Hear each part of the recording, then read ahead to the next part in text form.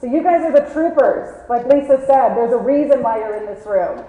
And I do want to make sure to leave time for questions. So I tend to speak a little bit fast, but I have a lot to share with you. So again, it's such an amazing honor to be here. Just what I've seen from Albuquerque so far and the women that I've met and the men who are here supporting the amazing female entrepreneurs has just been a huge inspiration to me. So I hope, is this going by on its own or did I accidentally click it? So by saying why it's important to speak up or why it's important to speak out, for many people it can be nerve-wracking to come up on a stage and use your voice. I'm not just going to be talking about speaking up with your voice, but as we've seen with social media, there are so many ways to reach a wider audience. There are so many ways to affect the world, not just because you want your customers, but also because you want to live in a better world, especially for female entrepreneurs. So I want all of you to be thinking about different ways that you can speak up in your current environment, but also thinking about the global impact that you have. And not just your reach, but also your purpose. Why are you going to speak up? What is it that you truly want to say? So my purpose, as Lisa mentioned, I'm a mom, I'm a wife. These are very important jobs. I'm a business owner, I'm an advisor, I'm a volunteer, I'm an investor, I'm an immigrant, I'm a survivor. And very early on in life, my family would call me una peleonera. You're such a fighter. Bossy would probably be, and I apologize, this is advancing on its own. Bossy maybe would be another way, but definitely always fighting to do more. As you can see here, I was born in Guadalajara, Mexico. So I'm originally from Mexico. And at the age of 6 years old, I immigrated to San Diego, California. So I'm a border girl. And there you can see the U.S.-Tijuana border.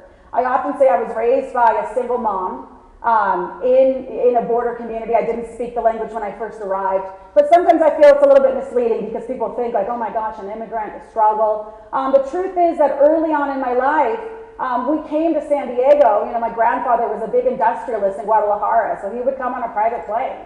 And he would come to buy machinery from companies in Germany for his factories that he had. He bought the house in San Diego because when he would come to see his cardiologist at Scripps Hospital, it was just getting too cumbersome to always stay in a hotel. And when my family would come to go shopping, they wanted to stay in a house and not necessarily always do it in a hotel. So it was a little bit of a different immigrant experience, but you're going to see where some of the struggle came later on in life.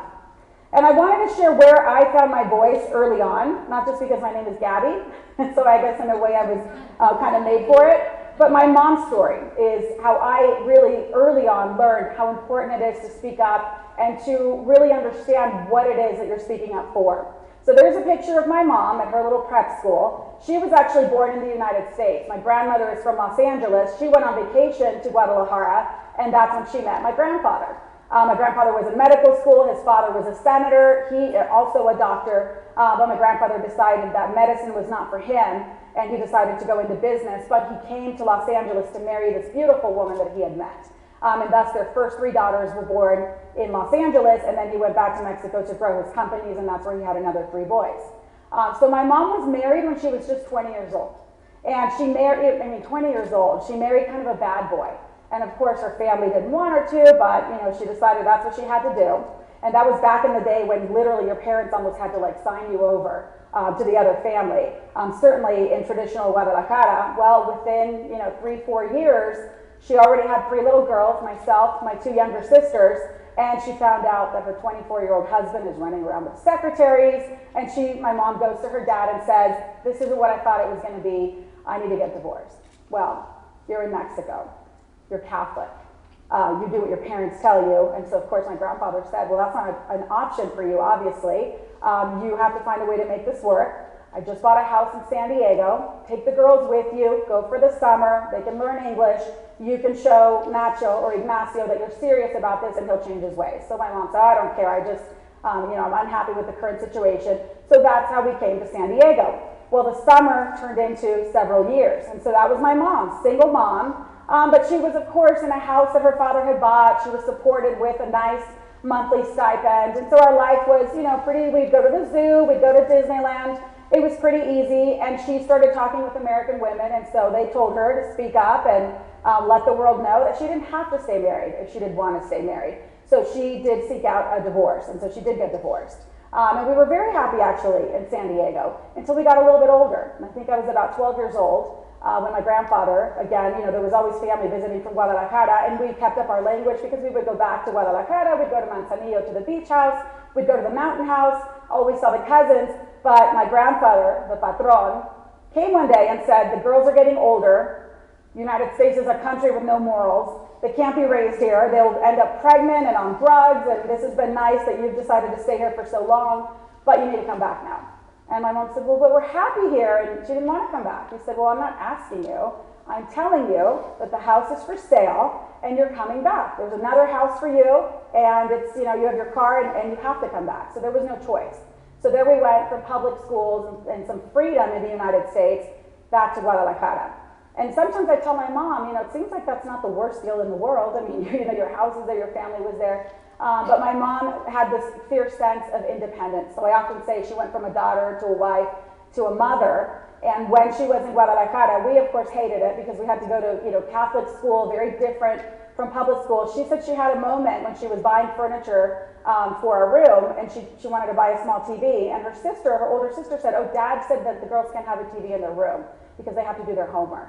And my mom said, you know, here I was, at that point maybe 30 years old, and I'm a grown woman. I want to be a grown woman, but my dad is telling me what I can and can't do with my own kids. She said she just felt like she had this moment, and my grandfather had gone on a business trip to Europe. My mom called a moving company, packed up all the furniture, sent the moving truck back to Tijuana. My grandfather had bought a house in La Jolla, smaller one. She went, and she decided that she was going to go back on her own. And so we often hear about the courage that you have to launch your business, to do something different. You know, think about what it takes for people that are breaking generations, that are disrupting their entire lives. Obviously, we see all over the world incredible stories of immigrants, of people who have no choice. And I always think of the story of my mom, this tiny, again, I think she was only about 30 years old. She sent the moving truck to Tijuana. She didn't want to stay in her dad's house for more than a week. She went out, had never rented an apartment on her own, had never worked. Her English wasn't very strong because although she was born in the US, she was raised in Mexico, and her Spanish was always stronger. But she tells me how there was one night in the rain, she had to go to the border to have the truck come through customs, and all the men were telling her, what are you doing here? Where's your husband? Where's your father? Why are you out here at night? You know, and she said, I don't know how I did it, but I just had to. I had to do it. I wanted to be independent. And I needed to be on my own. I felt like I needed to be an adult. Of course, the entire family told her nobody has ever disobeyed the boss. I mean, we're talking about the boss. You're going to be disinherited. You're going to be disowned. Nobody wanted to talk to her. She had betrayed the family, but that's what she felt she needed to do. And so there we were in San Diego. So when you think about launching a business where you want to disrupt an industry, you want to shake things up, you know, have the courage to do that, and know that there are people that are disrupting their entire lives. And sometimes that is what's going to happen when you decide to launch a company. That's what we've been hearing. Your family might tell you, oh, but your children, they need the mother to be in the house, or who do you think you are? You're supposed to be, you know, doing what women do, not wanting to be out there in the world. Well, you do what you have to do, and I learned from my mom. You do what you have to do. I also learned that brings independence. It brought solitude. We didn't have the family talking to us for a long time, but it also taught us self-reliance.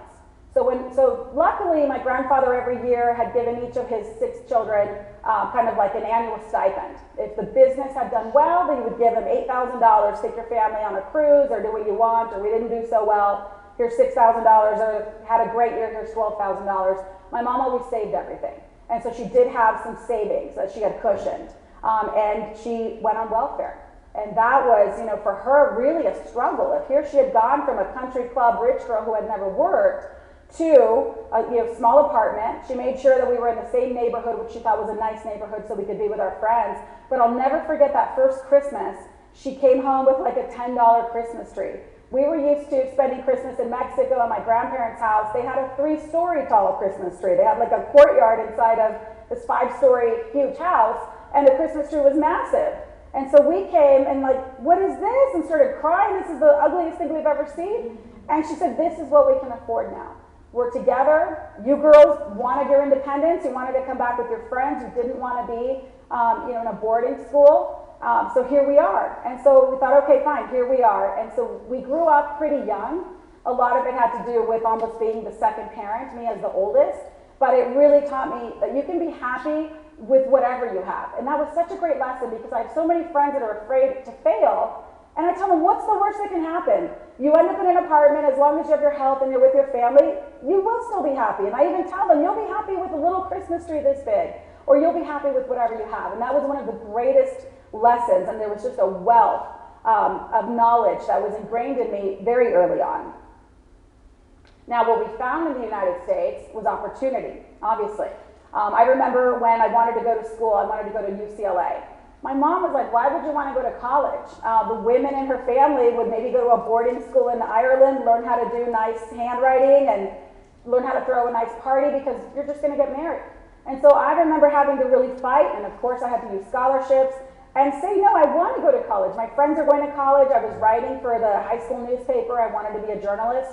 And so we did find the opportunity, which I find to be just so plentiful. Sometimes the biggest challenge in the US is there are too many opportunities and you need to focus, but you of course have to work very hard.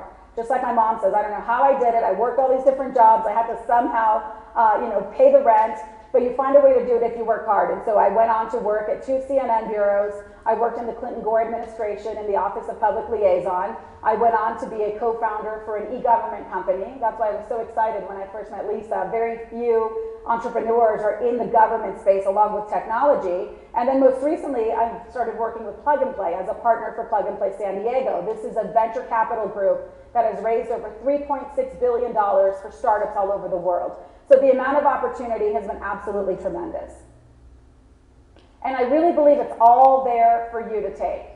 For me, it was pen and paper. I had pen and paper, I could read, and I wrote. I had to write. And so that's where I got my strength as a journalist. Later, it was writing proposals, or it was writing briefings for members of Congress.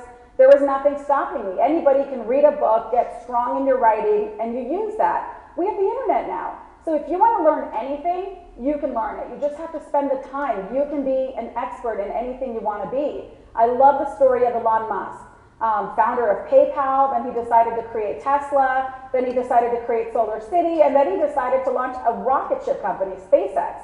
And his friends say we would always see him with these 1,000-page rocket manuals, like Russian rocket manuals. Who knows where he got them, but they would be at some club and he was in the corner reading the rocket manual because there was nowhere he could go to learn how to build space rockets. And of course, he has grown that to an incredible company that is winning billion-dollar contracts. And that's, again, just one of his companies. So the opportunity is there for all of you. You just have to put in the work. You have to decide that you want to do it. And nobody can stop you from doing an online course. Nobody can stop you from reading 100 books. It's all up to you. You can attain all of that knowledge. You also have the opportunity to fail. Think about my mom stuck in Mexico where she had to be at all the little tea parties with all the relatives, weighing in on what you can and can't do. She didn't have the opportunity to fail.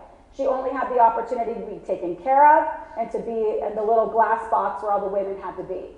So what an amazing thing for us to come up here, me and my sisters, my mom, and we tried different things, and we didn't have anybody, a lot of family saying, you can't do this, you can't do that. We tried different things. We all went to college, so that was something that was really wonderful for me and my sisters. But we also, I launched a company, Friends with Class. I found out pretty early on this is not going to scale to the level that I would like it to. So it's not a failure. It's just a great lesson in the type of business, whether it's service-oriented or you do completely an online platform. And my gosh, going from a career in journalism to politics, I took the LSAT and then decided I don't want to go to law school after all. I'm going to go work in the corporate world. Well, the corporate world, I started talking about this thing called the internet, and they thought it was crazy. So I said, okay, well, not that this is a failure. I'm going to take what I learned at a public affairs firm, and I'm going to go hook up with some people that think the internet's an exciting thing. So this is something you have to see as an opportunity for yourself. Thank goodness you have the chance to fail many, many times, because that means that you're making better informed choices as you continue to move forward. And think about all of those women. I mean, there's almost nothing worse than being down on the ground, dirt kicked in your face, being dragged through the streets, the police are abusing you, the entire society thinks that you're shameful, you're a witch, you're crazy. This, of course, is the female suffrage movement, women who believe they should have the right to vote. just one vote. And you see, I love this ad. Which do you prefer? The home, this beautiful mother, right, the saint, or the street corner for a woman? I mean, look at that crazy, disgusting lady. She's with a banner, I want to vote, vote no for women's suffrage. So these women created the opportunity to fail time and time again, to be pushed back, to be spit on, to be thrown down. But ultimately, they fought for something that was so important, and it is something that we take for granted today. And there are going to be challenges every step of the way, so that just goes without saying. You just have to welcome that. It's almost like the mountain climber who expects it to be an escalator on the way up. What would be the fun in that? Look out for rattlesnakes. Be careful. You're going to get sweaty. Try not to get heat stroke. That's the journey. Expect the challenges. And as a woman, it's going to happen all the time. It happens to me. I'm in a lot of meetings with software developers, with venture capital folks, people from banks, with engineering firms, with mayors, municipalities, and I go an entire day often where the only woman I see is the receptionist. And so it's just one of those things where I've grown to speak my mind, not worry about the fact that I'm the only woman in the room. It's inevitable somebody's going to say something totally inappropriate. They may not even realize they're saying it. Not a big deal. I just correct it or I just ignore it. And that's what you need to do. You think about, we can all relate, I think, to this image, but you're going to go down the street anyway. If you know where you're going and you grow to understand that, this is just the way it's going to be, as much as you want to change it, but it may not happen overnight, then you just go each step of the way and you accept these challenges. And so a lot of people say you have to be brave to go into these meetings, or you have to be brave to walk down that street with all those leers at you. Who should you look for to be brave, or what does it look like? What you really need to do is look at yourself in the mirror, and don't look for what bravery looks like. Look at yourself, and when you see yourself, what do you see? And that's what I heard in the last session. The challenges are all internal. So I would often have my mom saying, being a mom is the most important job, you're abandoning your children. And, I would see somebody who was torn. Of course I want to be the best mom that I can be. I never put my kids in childcare. In hindsight, I kind of wish I had.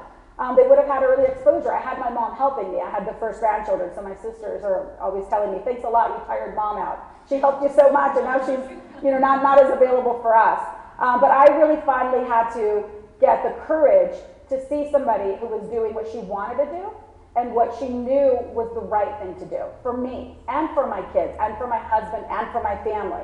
But until you see that when you look in the mirror, you're going to be second guessing yourself, and you're not going to be as strong as you need to be to go through those challenges.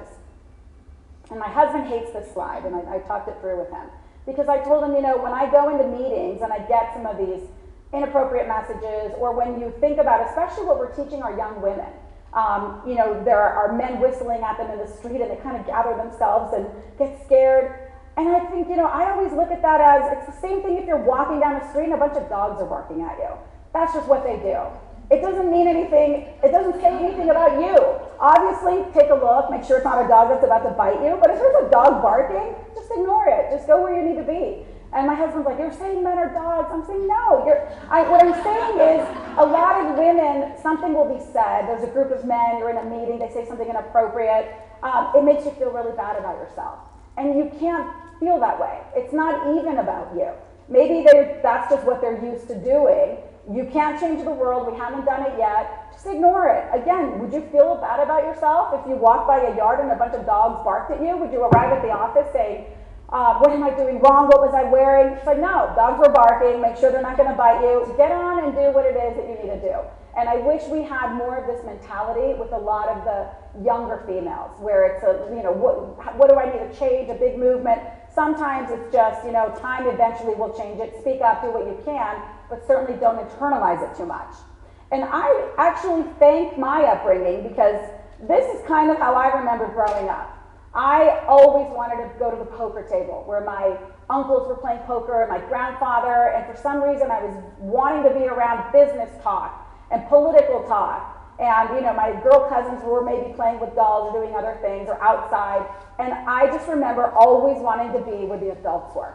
And I would always say, ay, que niña, get out of here. I mean, talk about having a very strong rejection from this should be of men, or go to the kitchen, what are you doing in here? We're talking about baking things. I mean, this went on until I was, I'd go to Guadalajara from the White House. And my grandfather, with all these business icons, because the women wouldn't go and talk about any of this, they would be talking about the Clinton administration and international policies, and I would go in there and start talking with them.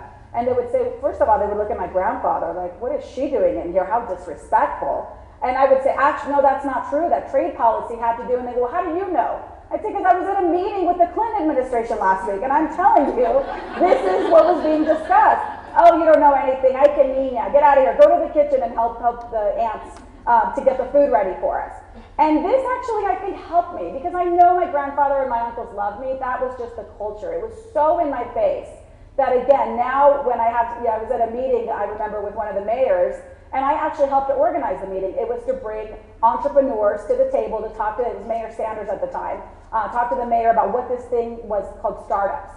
So I arrived, I put my purse down, everybody was kind of settling, exchanging business cards. The mayor walked in, and I went to my chair, and I remember it was the head of like the Asian American Business Association with his two advisors, and there were no chairs up, and he walked up and stood next to my chair with the purse, like, obviously, get this out of here. I need to sit down at the table with the mayor. And I walked up and I looked at him and I said, excuse me, this is my chair.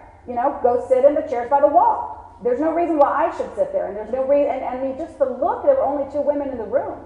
The other woman was Felina Hansen, the founder of HauteCon. And I remember we went around the room and talked about what is an incubator, what is an accelerator, and she talked about how her incubator was geared towards women.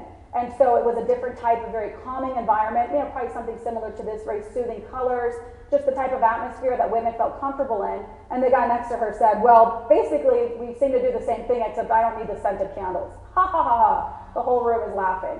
And I hear this time and time again, but again, I had it so in my face that it really just makes you think, okay, then I want to show them the success that we're capable of. And it was the same thing with my grandfather. My grandmother later told me he's so proud. He tells everybody that his granddaughter's at CNN and doing all these things, even though he won't admit it to you. And in the end, it really doesn't matter. Do the work that you know you need to do and just confront whatever it is that's in front of you. So, have we done it? I think we have. I think this is exciting. And, now we have, I hate that there's only one book. I love Jessica mentioned, I'm going to look up your book, Wonder Woman, because we seem to have too few resources. And I think that, yes, we've done it, and we've done it in a softer way. We don't have to be the muscle. I think that was the whole thing of lead like a woman or lead like yourself, whatever that may be. If you want to wear lipstick, wear lipstick. If you don't want to wear lipstick, don't wear lipstick. That's been a really empowering thing with the younger generation. I see some of these women, I say girls sometimes, but they come into the room with their hair a mess. They're doing incredible programs. And some of the older women I work with are kind of like, oh, she should have combed her hair. And I'm like, she doesn't need to comb her hair. Look at what she's doing with this incredible platform. We don't care about the messy-haired guy. We just look at what he's built. And that is something that is really inspiring for me. I think we've moved from the, I don't know how she does it. It should be that, I don't know how you don't do it. Do whatever it is you want because we have all the opportunity there. And all we have is time. Make the most of your time. So I think we've moved beyond this. I don't know how she does it to just do whatever you want. I have my youngest sister who's a stay-at-home mom. Her husband works at Intuit.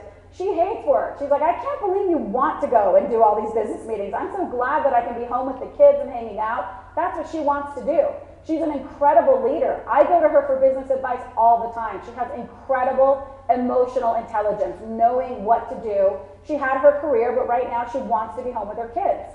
And they say, my sisters say to me, like, go out and get your nails done. How come you don't hang out with the moms? I don't want to go get my nails done. That's not fun for me. Working on a presentation like this for me is fun. Sitting with the slides and coming up with ideas is like a joyride to me. So everybody can do what it is that they want to do. I do, of course, find it important to do the balance with my kids. I'm a strong believer that, as Jackie Onassis said, your most important job in life as a parent, not just as a mom, but as a mom or a dad, is to raise your kids. So give that the time that it requires. And I certainly have taken a step back since the last startup, GovPartner, that we sold in 2012. But I don't see it as, I want to spend the time with my kids while they're young and they're in school, and I'm volunteering on the school foundation board and doing things with the school district, but you have all the time in the world. You can jump back and launch another company, or you can do whatever it is that you decide to do. They're just going to happen at different points in your life. Just focus on what you need to be doing right now. Now, all this beautiful, do whatever you want, yes, there are, of course, very real challenges. And so we hear time and time again about the earnings gap. That is a real thing. I'm interested in digging into the numbers more deeply because there's apparently some evidence that women might earn less because they value more flexible time, or they don't want the 40 hours, they prefer to have 32, and maybe that factors into the bottom line. Let's look at it, let's understand it, but the reality is it is something that is real, and it is something that everybody needs to speak up, and the most important thing is to speak up for yourself. I love this recent article. I think this just ran like last week. Jennifer Lawrence, there was the Sony hack, which through the emails, she learned that she was making a lot less than her co-stars. There was a team of co-presidents, which I think is interesting, at Sony, exact same job title, exact same responsibilities. The man was making $1 million more than the woman. And so Sony had to answer to, why is that? And I love what she wrote here. She said, it's hard for me to speak about my experiences as a working woman because I can safely say my problems aren't exactly relatable. When the Sony hack happened and I found out how much less I was being paid than the lucky people with dicks, I didn't get mad at Sony. I got mad at myself. I failed as a negotiator because I gave up early. I didn't want to keep fighting over millions of dollars that, frankly, due to franchises, I don't need. I told you, it's not relatable, don't hate me. But if I'm honest with myself, I would be lying if I didn't say there was an element of wanting to be liked that influenced my decision to close the deal without a real fight. I didn't want to seem difficult or spoiled. At the time, that seemed like a fine idea until I saw the payroll on the internet and realized every man I was working with definitely didn't worry about being difficult or spoiled. And this is, again, in your mind. You have to fight for what you know you're worth. I know so many women that say, well, my husband works also, so it's not like I really, need to put, I'm just lucky that I have this opportunity. You have to get over that mindset, because if you're gonna bust your butt and work as hard as you can, you owe it to yourself to get paid what you're worth as much as you can. And you need to fight for your company in that way. We have global competition. You're gonna have competitors with your startups. You owe it to your customers, to your employees, to your idea, to fight as hard as the boys fight, if you want to look at it in that way. So I really believe this is something that is in women's minds, and you have to get over that. People respect when you put up a good fight, when you push for the most. I remember one of my jobs when I moved back to San Diego from Washington, D.C. I went up, I interviewed. It was such a huge pay jump from a previous company I was working at that I accepted on the spot, and it was a communications director for Economic Development Agency, and the secretary to the president called me back and said, actually, for pay purposes, he's gonna bump you up another $10,000. I didn't negotiate at all. I was like below what the minimum was for that job.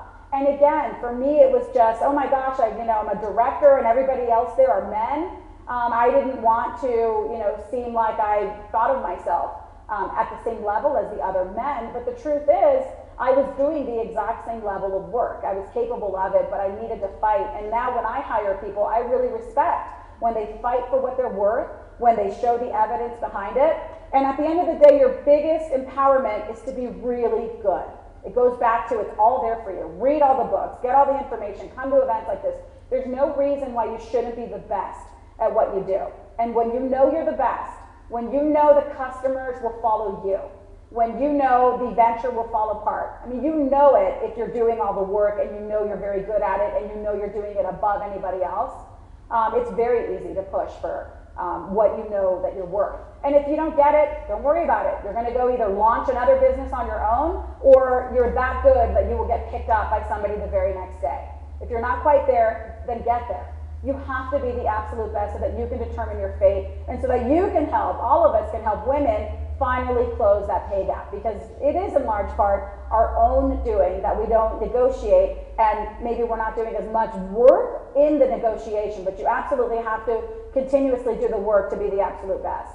A lot of entrepreneurs that I know launched their companies because they were laid off, and sometimes these were the traditional breadwinners, the men, and they say they wouldn't wish it on anybody else. They say, I couldn't pay for my kid's school, my wife was stressed out, she was gonna go get another job, I had no other choice, I had to launch this, it was all on me. Well, that pressure led them to launch these huge companies. And so you need to put that pressure on yourself to be the best that you can be in any venture that you're gonna take on, not just because it's something you're trying out, but because that's what your time really demands. If you're gonna do it, be the absolute best. And find supporters and find people that will support you in this. I found that in my husband. He's an amazing guy, and he wrote this amazing article a few months ago on strong women and who wears the pants. And I don't want to read the whole thing, but he writes, here in San Diego, Gabby and I share professional circles and we attend many of the same industry events. My work colleagues are often wrapped into her force of personality with just an introduction. And the transition from being known as Steve and Steve's wife, because that's how we're always initially introduced, quickly turns to this is Gabby and Gabby's husband. Some would assume that I'd be jealous, but my overwhelming feeling is pride. I'm proud of my wife. She has impressive qualities that flow out of her simply being herself. Why wouldn't I celebrate that? On one occasion, a colleague commented, well, I guess we know who wears the pants in your family. I remember that. And he says it was said in a playful way, and I don't believe it was an insult, but it did get me thinking. As sole breadwinners for their families, the man who made the comment and the handful of men around him clearly considered themselves to be the pant wearers. And ultimately, what he says in this piece, and he's an engineer, so he thinks like an engineer, there are so many critical challenges in this world. There's global competitiveness for our country. There's the economy. There's violence. There's education for our children. There's climate change. How can we address these challenges with just 50% of the brain power that we have available? So he just looks at it as, as an engineer, somebody who wants a better future for our children, we have to help the female entrepreneurs, or just women in general, to contribute what they have to contribute. It's something that all of us need to do. And it was very interesting when he wrote this, and the San Diego UT is a pretty conservative publication. He got a lot of calls from men that he works with, and most of them were like, why did you do that? What does that mean? And at the end he wrote, I don't care who wears the pants. I'll wear a pink polka dot dress if I have to. Let's just fix these problems.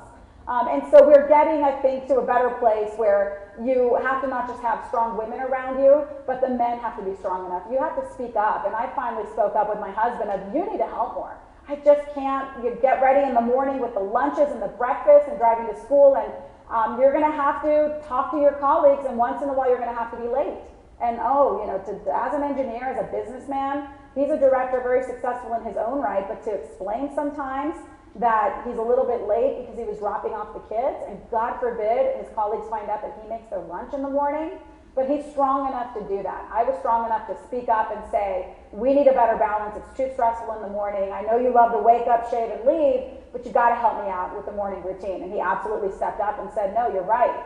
It takes also letting him do it his way. Sometimes I see the kids going off, I'm like, oh my gosh, the moms are going to look at me as the one who, sent the kid off with his hair sticking up. But you find a way to make it work, and it really does involve having that conversation, even with those that are closest to you. And you're going to, it's funny, I'm not even surprised anymore when you hear about all these things that happen. This was also in the news earlier this month. This UC Berkeley astronomer, brilliant man, he's discovering new planets. But the accusations of him groping some of the undergrad students were mounting and mounting, and the challenge became, well, we don't want to lose him. He's brilliant, he's on the cusp of what's next for humanity. Was it really that bad that he walked up to a girl and started massaging her shoulders? Well, I'm very proud of Berkeley. He did end up resigning. And initially it was just, well, he's apologized, let's move on from that. But the women spoke up and the men spoke up in the faculty, and they said, what is the point of discovering new planets if we're just going to export these types of beliefs, and if we're just going to export something like this being okay? And so again, I worked in the Clinton-Gore administration when Monica Lewinsky was there. I've seen so many instances where sometimes I understand it's difficult for men. When I was in DC, I remember I also worked for a governor, and there was Juan Carlos, cutest guy. He would walk into my office, Gabby, what's up, little massage, and where are we going for happy hour? And it was like, oh, Juan Carlos, let's all go, yes, very fun. And then this poor other guy, Joaquin, walked in. Oh, well, he wants to be just like Juan Carlos, Gabby. And I was like, get your hands off me, get the hell out of my office. What is wrong with you? And now that I'm raising boys, I do see it's tricky, it's difficult. How come Juan Carlos can do that, but Joaquin's gonna get in trouble if he does that? We have to be, I think, very vocal and upfront and put a stop to it right away. That's, I think, actually helpful.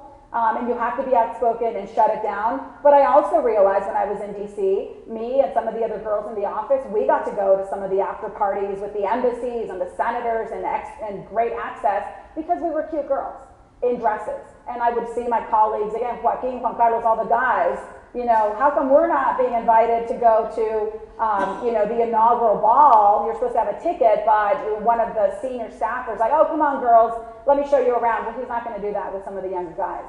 And so I appreciate that some of these things are complicated. It's not always black and white, but sometimes it is black and white, and you have to speak up.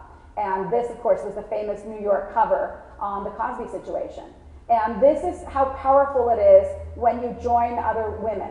And that's what it took in the Cosby scenario. In the case of the UC Berkeley professor, a lot of women said, people didn't speak up because the women didn't want their careers to be affected. They were young, they were powerless, and it wasn't until some of us were secured with tenure or had our own careers that we could now speak up and say, yes, he's always done that, we've known that, but nobody wanted to say anything because he was so beloved, he was brilliant, and he was so powerful. And so this is really something to take to heart, is oftentimes it does take just validating what another woman is saying, or you might have only seen something small, but you really do have to speak up. And I see that in social media. Somebody says something and it's very controversial. Well, sometimes just hitting that little like button means there's an additional person sitting there next to them. And it can be very difficult because you're doing this now in front of the world. This isn't just like it used to be in your office. So you do have that global reach, but it also becomes scary sometimes because you're going to be judged. It is difficult to stand up, but remember those women that stood on the corner and fought for our right to vote. Yes, of course it's difficult, but you do things because they're right, regardless of how difficult they might be. In my city of San Diego, we went through, with our mayor, Bob Filner, and I worked with Bob Filner, a terrible scenario where not only did multiple women start to come up and say they were sexually harassed by the mayor, he wouldn't resign, it took a whole recall campaign that had to be mounted, but you look at Peggy Shannon down in the corner, and she actually was then made fun of by radio hosts of, oh, nobody would ever look at somebody so unattractive. And it was just a whole different level of abuse. And so I experienced this directly. And Irene McCormick up in the corner, I remember she was a brilliant communications director. She left her high-paying job with the Port of San Diego to go become the communications director for Bob Filner. I, at the time, was working with 3 other local entrepreneurs. We secured $1 million to launch an incubator in the city of San Diego. Very exciting work, and then word started coming out about this is something that's been a problem for a very long time. And so for me, it was very difficult to say, I'm not going to be part of this project anymore, as important as it is for all of the entrepreneurs in the city, because we can't continue to do this with this type of leadership. We can't ignore it. And it was a very difficult battle, but it was something, again, that I've gotten to the point where I'm not surprised. You just have to stand up and try to support other women or other men when they're fighting for something that you know is true. And this is going to come up everywhere in your community. And sometimes I say, God, I wish I could just work on positive things and build amazing things, but at work, at school, at home, in your community, things are going to happen where you need to speak up. I'm going through something right now with the Unified School District. This is my kid's school. I was asked to serve on a committee by the school board members, the Technology Advisory Committee, and little by little, the committee members started realizing our superintendent is covering up reports that are saying we don't have what we need in the way of technology infrastructure to prepare our kids. Of course it's uncomfortable to say something with your superintendent. This is my kid's school. I mean, I'm at a point where, and teachers have told me, be very careful, what you're saying is important, but we can protect your kids here in elementary school. When they go to other schools, there will be teachers that retaliate. They're not going to like your kids because you question something. And again, you do what you know is right, and you hope that other people are also going to speak up, but it isn't comfortable.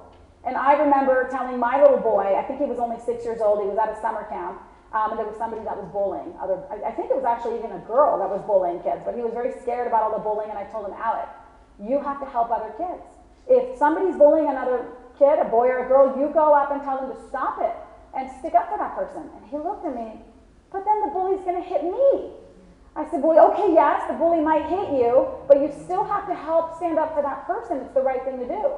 And as I had some things happen in the community, I realized you're going to get popped in the face sometimes too. I spoke up about Mayor Filner and said, I'm going to join up the entrepreneur community to help with this recall effort. We can't go on like this.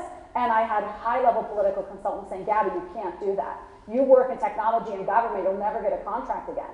And that didn't end up being the case. Interestingly enough, those people are now calling me for assignments and, you're doing amazing things, can you help me? But it is a risk that you run.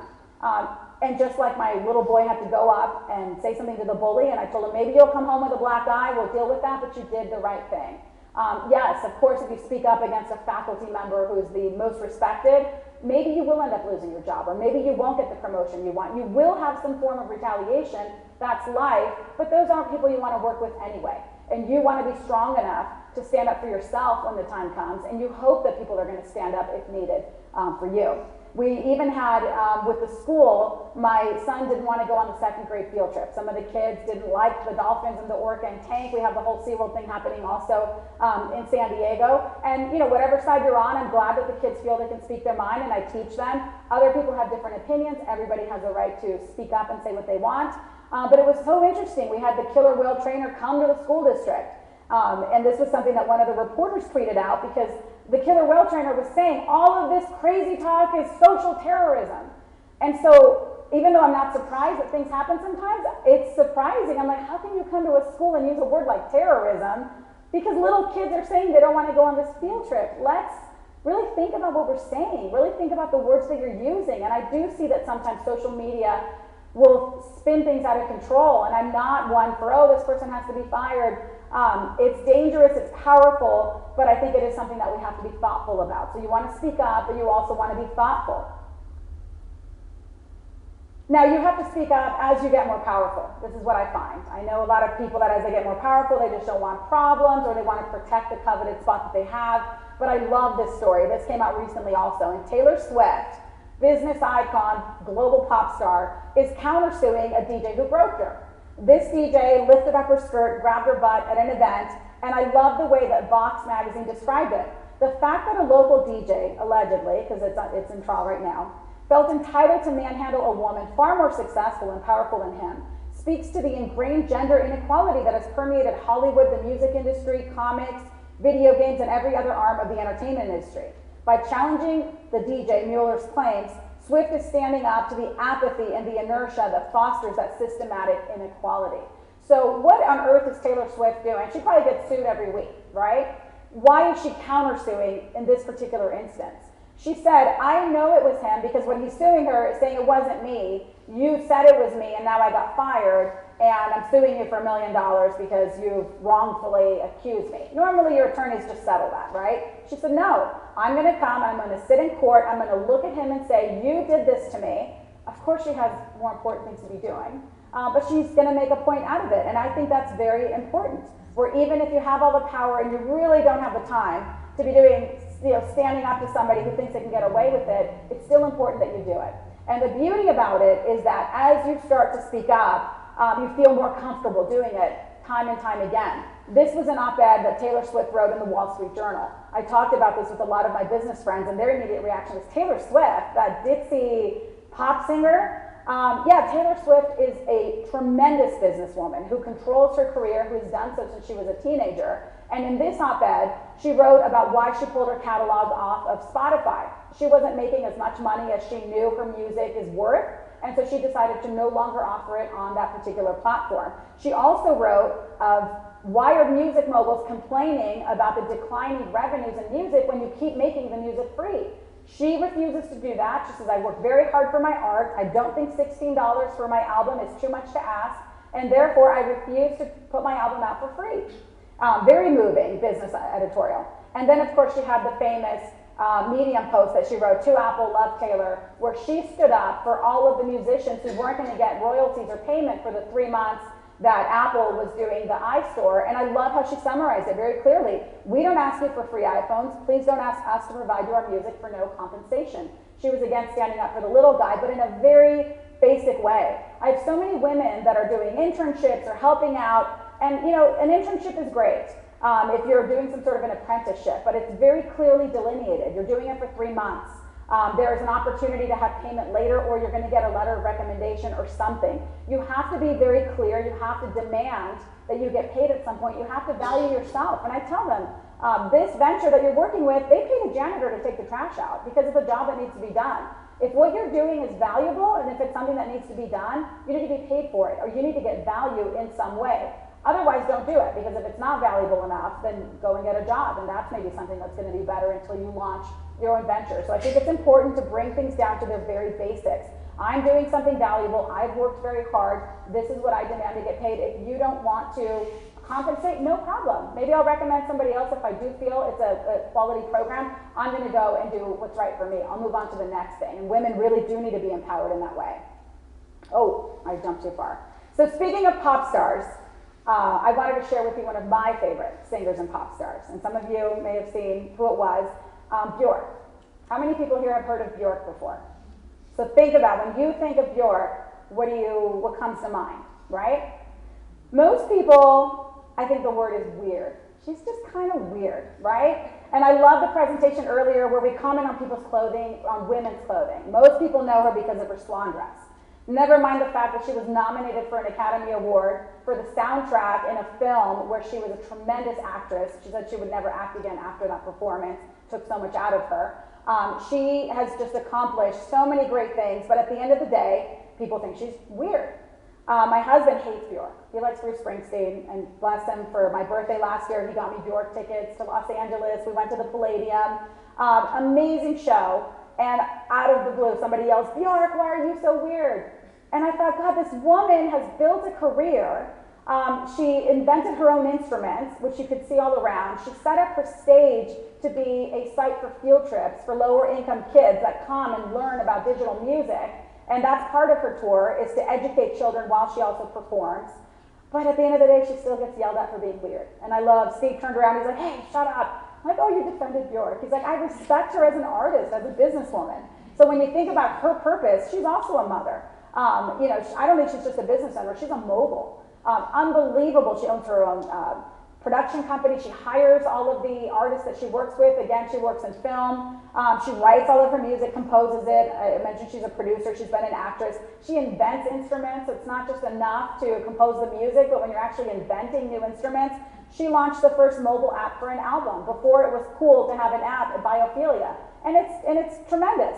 And she has something that I love, which is that punk ethos of you just figure out a way to get it done. One of my jobs in UCLA was the music journalist for the UCLA Daily Bruin, and I do remember Henry Rollins from Black Flag, the punk musicians. Nobody was going to help them. They were going to figure out how to make their CDs, hand out their flyers. There was a pride in doing everything yourself and having that type of community, and I love seeing that reflected in the entrepreneurial world. But despite winning all of these different awards, at the end of the day, when you think of Bjork, I think you probably think she's just a weird person.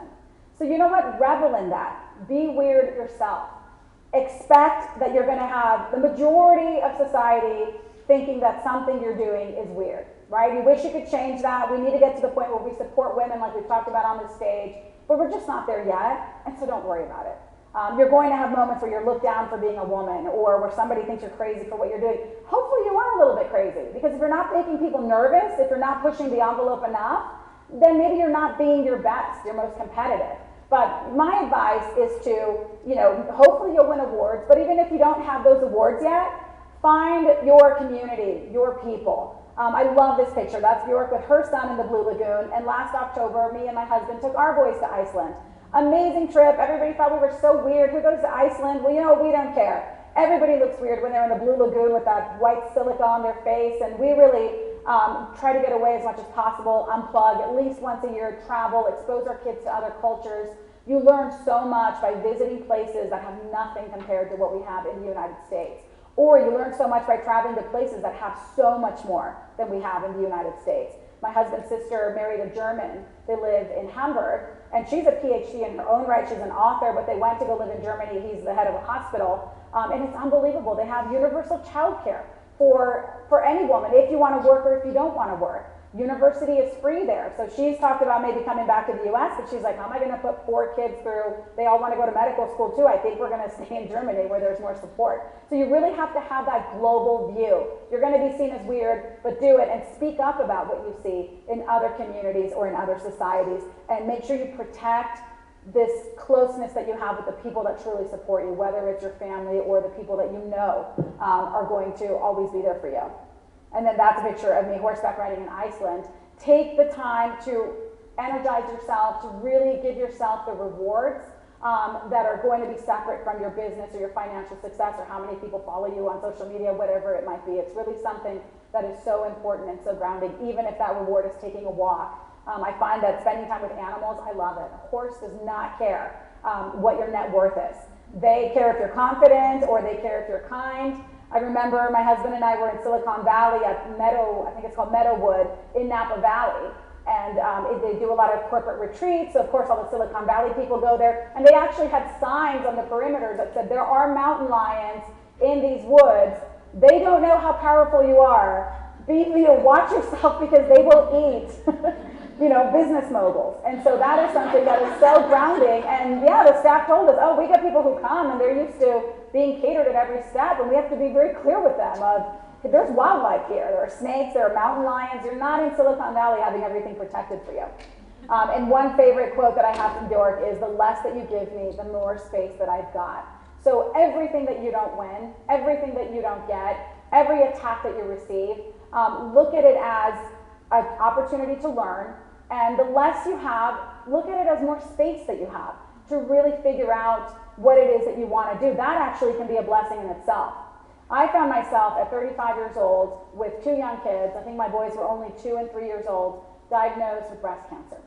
Very young, it didn't run in the family, not something that I would have wanted to receive, right? I was running 2 startups at the time. Again, it was stage 3, so it wasn't early. It was very difficult. And now I think I'm 6 years out now, but I hit the 5-year mark, knock on wood, everything's good, clear. But that is something that I wouldn't wish on anybody. It was a nightmare, it was terrifying. But today I can take some blessings from that. It really taught me to not be afraid of anything. I mean, that was true fear. And the fear was, who's going to raise my kids? Them not having a mother, that's really what the fear was. Now when I have to go and speak up for something or handle some business thing, fear's not even in the equation. I'm so happy to be here to get the chance to do that. And it was so empowering. It was something that brought my husband and I together. It was something that helped me, even more than before. It was like, oh, any other challenge there is nothing compared to when you really have to evaluate, what it is that could happen. And so anything you get, even if it's something, again, that is a tragedy, it really can be something that can strengthen you, that can empower you, and it's just life. So you just take whatever, and I love what Jessica said, find gratitude in everything that happens. And we have to do this because we are doing this for the next generation. I find that so empowering. I do always think 10 years from now, what kind of an entrepreneur community do I want to grow in San Diego? My oldest is 10, so I can't believe he'll be in college in less than 8 years. I want him to have amazing internships. I want him to change the world. It really is about what kind of society we want to create. And so we teach our kids to stand up for themselves. We teach our kids to be sensitive, to be brave. This was when we went to help, with a recall for our mayor, Bob Filner, and my little guy's like, I have something to say. I want to, because I was talking to one of the news cameras, and he's like, I want to say something too. And I thought, okay, let him say what he wants. And, I think he was only 6 at the time, but he said, in kindergarten, we were taught to keep our hands to ourselves. So the mayor has to be able to do what I have to do. And it was just, again, such a simple way of explaining things. Like when I talked to him about being fair, and he puts it in very simple terms of, this is the way you're supposed to be fair, you're supposed to take care of ideas. Sometimes I'm in the classroom and I know the boys want the pink construction paper, and the girls are feeling bad because they like that color and the boys are telling them it's bad. And I taught my husband, I'm like, pink is the color of guts. So if you want guts, you get the pink paper. And the boys are like, we want the pink paper too. It's all in just the way you shape things, and our kids are seeing all of this. And so again, that same time that we have the serial killer world trainer saying these are social terrorists, they're destroying, what does this world come to? I remember he said, well, you see my little nephew, the little blonde-haired, in kindergarten, he went up and he spoke for what he believed. And what he believed, for some reason they were stuck on that the whales and the dolphins have to eat dead fish. They said, that's like eating rotten bananas every day. It's just not right. And again, we told them, it doesn't mean other kids don't enjoy SeaWorld. But you have a voice, you use it, the board will vote, they'll decide what they want, but it's okay to state something, to try to stand up for something. And in their case, I remember the first time we did go to SeaWorld, we were annual pass holders. It's awesome. I grew up with SeaWorld getting splashed, but my boys walked up and saw the tank, like, oh my gosh, how do they put them back in the ocean? And it was like, what? You go get splashed. There's just a different point of view. So we have to support that, I think, and we really are teaching the youngest generation. And at the end of the day, it's worth it. You have to speak up. Even if you do get popped in the face and you get fired, be careful with what you say, be respectful, really think things through. But I always think of my kids, I tell them, you have to stand up for other people, you have to stand up for yourself, you have to speak up. It's worth it, it's the right thing to do, it's scary. it's easier to not do it. But again, I really do believe that it helps to change the world. Thank you.